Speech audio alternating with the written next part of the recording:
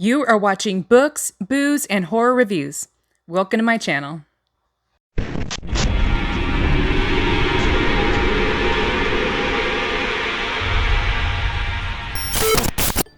So today I'll be pairing this book with a brain duster cocktail. I chose this first of all because of the name, because this book is an actual mind screw. But the different ingredients, the way they go together and have that sort of sweet tartness, oh man, does it fit. I get the feeling this is dangerous.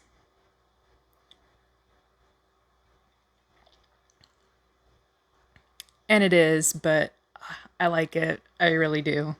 So the book we're talking about today is actually something I read a pretty good while ago, but it's one of those that was just an absolute gut punch and it stuck with me.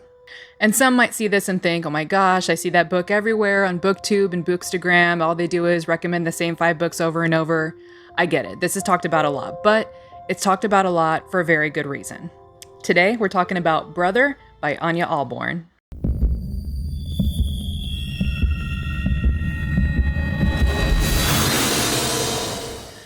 So Brother is a unique kind of horror book. So in it, we meet Michael. He's young, about 20 if my memory serves correctly. And right at the beginning, we see that he's waking up to another day on the farm with his family. And we learn pretty quickly that this is no ordinary family that he's a part of. They live out in the middle of nowhere, they kind of live off of the land, and they have as little to do as they possibly can with the outside world. Also, there's the small matter of their mother having a unusual hobby that involves making her sons kidnap young girls, bring them home to her so that she can torture and,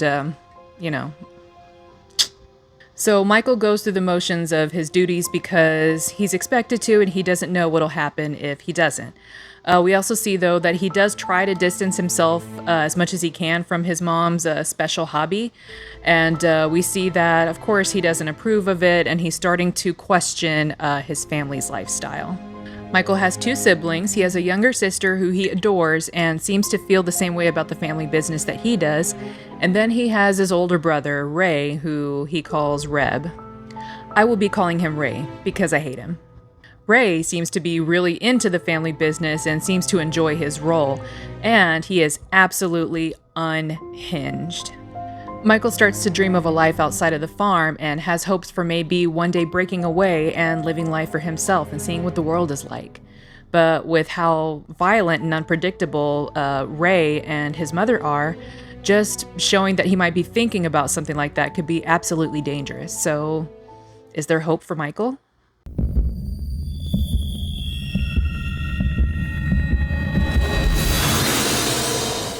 So with the way the story goes, it feels kind of weird to call it a slow burn because it's not that nothing happens at the beginning, because it absolutely does. I mean, not even a page in and I was completely engaged and I absolutely had to know more. The thing is that even though death and violence is happening pretty much right off the bat, it's not this crazy ride that you might think it is.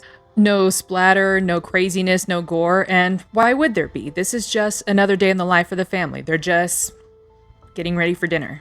A lot of this follows Michael's mental journey as he begins to come into himself, starts to find out what he wants rather than what his family wants, and also starts to really recognize how dangerous and hateful his family, especially his brother, can really be. And honestly, as much as I hated them, I thought the mother and Ray were just written so well. You really felt like they were unhinged. You genuinely had no idea if they were going to decide to be nice to Michael, or if they were going to just lash out on him, or if they were going to kill him. You had zero idea what they were going to do next from moment to moment, and I feel like that was just so well done on Ania's part. Another thing that I noticed is that I felt like I was going back and forth along with Michael throughout this book. There were moments where I felt like he could absolutely get away, that there was hope for him and he could break free and discover the world on his own. And then there were moments where I felt like it's hopeless. He could never get away, and the only way that he might finally leave the farm is in a box or otherwise. And even though I'd heard rumblings about like the ending or the way things go in Brother, I still feel like nothing could have prepared me for the conclusion.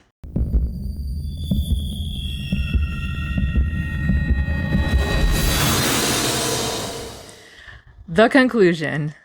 And honestly, it's really hard to even say that because there's so much to unpack leading up to it. I feel like things were kind of going steady up until maybe a little past the halfway point of the book, and things just kind of slowly start building, and then it just grabs you and drags you and just never seems to let go until the very last word. Now, one thing that I did kind of guess for myself, some people guessed it, some people didn't, was that the older lady that they were spying on for Michael to take for his own was his true mother. And that's absolutely me not being douchey about it, like, oh, I knew all the time. How did you not know? And even though I did have an idea, it did not take away at all from the actual reveal. That was brutal. That's like some South Park Scott Tenorman shit right there. What I absolutely did not guess at all was that his love interest was his sister and that everything was orchestrated by freaking Ray. He old boyed his ass. Did I or did I not say he was unhinged? So Michael's sister lover gets kidnapped and taken to the family farm for the big reveal. Michael, of course, loses it, lets the beast inside win, and annihilates the family. And I've got to say, Ray finally getting his comeuppance at the end was the most satisfying thing ever. Just the fact that he died pretty much confused and just in complete disbelief that he actually lost to Michael. Like, I hope his ego just absolutely shattered and that his little tiny baby peen that he probably had like shriveled and like went all inverted and disappeared. That's what I hope for this fictional character as he fictional died. And alas, as we get to the final pages, we start to see that there never really was hope for Michael. Even if he did break away, he just did not have the tools needed to really make it in the real world. We find that Alice, his sister lover, has barely escaped, but she's obviously been very badly hurt. She has been through an incredibly traumatic experience and she is in a full panic, and Michael is completely detached from the situation and can only be frustrated that she is not calming down and is not responding the way he wants her to. And we see in that moment that Michael is looking at her and thinking that she looks like just like all the other women that he chased down. Everything about the last third or so of the book is just brutal and tragic, and it stays with you. It just grabs you and does not let you go.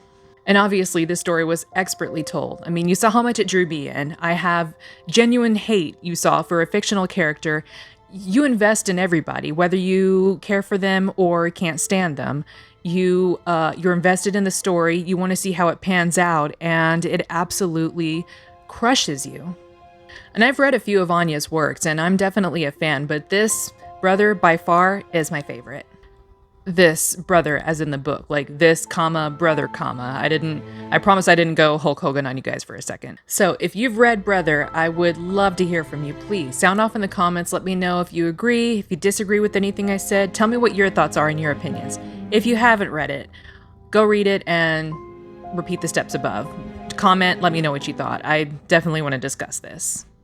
Thank you so much for watching. I appreciate you hanging out, having a drink with me, talking books. Sound off in the comments. I would love to hear from you. Let me know what you're reading right now. Definitely let me know any horror book recs. I'm always looking for more. And if there's any books you want to hear about next, just let me know. Till next time, cheers.